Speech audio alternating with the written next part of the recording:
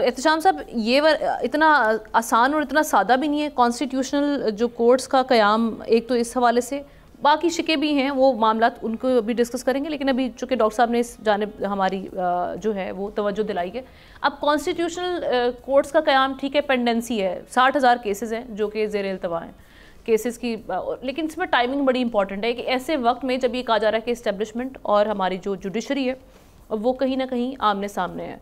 इन मामलात को देखते हुए फिर ओवर द वीकेंड इतनी जल्दी में ड्राफ्ट किसी अपने जो इत्तेहादी हैं उनके साथ भी शेयर ना करना, इवन हुकूमती जो अरकान हैं वो भी बौखलाए हुए थे, उनको भी आइडिया नहीं था कि इसमें है क्या। बड़ा ढके छुपे अंदाज में ये काम करने की कोशिश की गई थी और फिर नहीं हो पाया।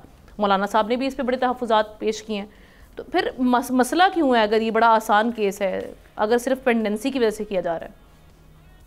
देखिए, हमने दो तीन चीज़ें बड़ी वाज़े तौर पे 2 दिन के अंदर सामने आई। एक तो जो मैं हमेशा कहता हूँ कि अपना आदमी कल्चर, कि जज भी अपना हो, जर्नैल भी अपना हो, जर्नलिस्ट भी अपना हो, और भी अदारों के लोग हम अपने हो, फिर कंफर्ट लेवल उनका सही बनता है और लोग काम कर रहे होते हैं।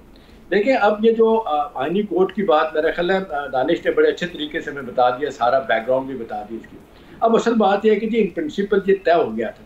आपको याद है 14 मई 2006 को जब ये चार्टर ऑफ डेमोक्रेसी हुआ था, उसके बाद फिर कुछ दिनों के बाद एक ऑल पार्टीज कॉन्फ्रेंस हुई थी जिसमें वाली पीटीआई भी शरीक हुए थे और उन्होंने इसको कहा था कि जी आईनी कोर्ट होनी चाहिए।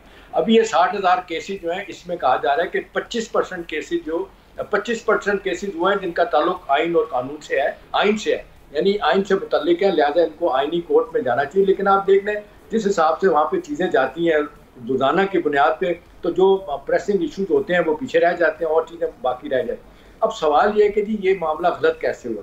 मैं पहले 2 लोगों को आप कोट करके बताऊंगा ये सारे मामले में। मेरी आज 2 लोगों से बात हुई जो हुकूमत के बहुत करीब है। एक नवाज शरीफ साहब के बहुत करीब है, दूसरे जो है ना ओवरऑल हुकूमत के करीब। एक ने तो जवाब दिया, मैंने पूछा कि 1 लाइनर बताएं क्या हुआ, उन्होंने कहा टोटल गवर्नमेंट डिफीट। ठीक है। अच्छा। दूसरे से मैंने पूछा तो उन्होंने ये कहा कि जी बात यह है कि बगैर तैयारी, बगैर किसी हिकमत अमली और निकम्मा पुने की इंतहा की, जिसको आपने देखा फैसल वाडा ने भी कहा कि नायल और निकम्मों के पास वो मामला जाएगा तो फिर क्या होगा। एक और चीज़ मुझे बताएगी कि जी शायद ये तवक्को कर रहे थे कि जिस तरह पीटीआई के ज़माने में होता था, सारे काम इस्टेब्लिशमेंट करके देखती थी, इनका ख्याल था कि ये भी आज ये अपना काम करके दिखाएंगे। यही आपने देखा कल से जो बातें हुई हैं, ब्रदर इस्लामी मुल्क ने भी इंटरवीन किया, उनके लोगों ने कॉल की और बात की। उसके बाद मौलाना साहब को बताया गया जो मुबैना तौर पे कि जी साड़ी गल होगी, मौलाना और साढ़े तो बाहर नहीं है। मौलाना साहब को जब पता चला, कहा जाता है उन्हें इस बात का गुस्सा आया। अब देखें, सारी बात यह है कि मौलाना साहब और पीटीआई जिस तरीके से इकट्ठे हुए, और अगर आप गौर खान की बात सुने, वो कहते हैं हमारा मौलाना साहब से इस बात पे मुकम्मल इत्तफाक राय हो गया है कि आपका हमारा नुक्ता नज़र इस मसले पे गवर्नमेंट का, अपोजिशन का, पूरी अपोजिशन का एक होगा आज के बाद। तो मौलाना ने ऑलमोस्ट ये कह दिया कि जी एक ही होगा। अब देखें गवर्नमेंट इस वक्त कितने बुरे हालात में फंस गई है। अब ये कि किस तरह दावे किए गए, और मुझे आखिरी दावा तो उनका था अब्दुल मलिक साहब का। आमना उन्होंने कहा कि सुबह तहज्जुद के वक्त ये सारा काम हो जाएगा, और सारा दिन ख्वाजा आसिफ से लेके बाकी लोग कह रहे थे कि बात ही कोई नहीं, नंबर गेम पूरी है, 224 क्या 226 की बात कर रहे थे। लेकिन आपने देखा अल्टीमेटली हुआ क्या कि मौलाना साहब की 8 कौमी असम्बली की और 5 सेनेट की सीटें जिस तरीके से गई हैं इनके हाथों से। अभी नबील कबूल तो कहते हैं कि जी मौलाना साहब ने कोई पुराना बदलाव उतारा है, और उसके बाद अमीर मकाम कहते हैं जी कल तो मौलाना डे था, बिलावल भुट्टो ने कहा कि जमहूरियत का डे था। लेकिन सवाल ये कि जी इतनी बड़ी ह्यूमिलिएशन है, मैं नहीं समझता कि it can go away without consequences. अब जो सारे बैठ के इनको याद आ रहा है कि अच्छी बात है, मुशावरत होनी चाहिए, इत्तफाक राय होना चाहिए। और भाई आप ये देख लें, मुझे याद है आमना जब 8वीं तरमीम मंजूर हो रही थी, यानी ज़ियाउल हक की हैंड पिक असम्बली थी, उस वक्त में थोड़ा टाइम लगा था 58 भी मंजूर करवाने में, जिसमें सदर अख्तियार था कि सदर को असम्बली को तोड़ सकता है। उस वक्त भी टाइम लगा था, और हमारे एक जगह इनकाउंटर और ज़ियाउल हक थे तो उसका बड़ा गुस्सा था। मैं बैठा होता उसमें, उसने इतनी गालियाँ दी थी सहाफ़ियों को कि आप ये क्या कर रहे हैं, ये सारा दिन जो लोग बोल रहे होते हैं और आप उनको कवर करते हैं। तो मैंने उनको कहा कि जी हमें क्या कहते हैं, आप आपके एमएनए बोल रहे होते हैं ना। उन्होंने कहा मैं तुम्हें भी देख लूंगा, उन्हें भी देख लूंगा, और मैं सरकारी अखबार में काम करता था, मुझे निकाल दिया गया। खैर अगले दिन उन्होंने बहाल कर दिया जब उनका मूड ठीक हो। इसी तरह आप देख लें कि ये जो 18वीं तरमीम मंजूर हुई थी, एग्जैक्टली 355 घंटे आमना लगे थे उसको मंजूर कराने में। भाई ये क्या बात थी कि आपने इतने चुपके से कहा, और आज आपने सुन लिया जो फारूक सत्तार ने कहा उन्होंने कहा जी रात को 1:30 बजे रात को व्हाट्सएप पे हमें मसवदा इन्होंने भेजा है और हमने इनसे कहा कि थोड़ा हमें वक्त दे दें, हम पढ़ लें, उन्हें वक्त नहीं दिया गया। तो मेरा ख्याल है हमने ये शेयर हिकमत अमली की गलती है, भरोसा शायद किसी और पे था। तीसरा इनको लग रहा था कि पैनिक में कर जाएंगे। यानी आप कह रहे हैं कि गवर्नमेंट के पास था वैसे ड्राफ्ट, उनको खुद पता था कि क्या होना है। आमना अब ये देखो ना, ये भी तो तासुर भी हम देख रहे हैं सोशल मीडिया पर डिस्कस हो रहा है, किसी को कुछ दिया गया, किसी को कुछ दिया गया, असल बात किसी को नहीं बताएगी।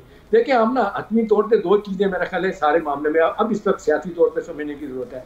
एक तो ये है कि जी जिस तरीके से ये फोपा हो गया, ये जो ब्लंडर से भी ऊपर कहते हैं कि हुकूमत को समझ नहीं आ रही, अब ये सारे आए बाएं शाएं कर रहे हैं कि ये इत्तेफाक राय है, अच्छी बात है, आइन का मामला है, सोच समझ के होना चाहिए। पहले सोच समझ के होना चाहिए, तो फिर 2 दिन के अंदर कैसे हो गया?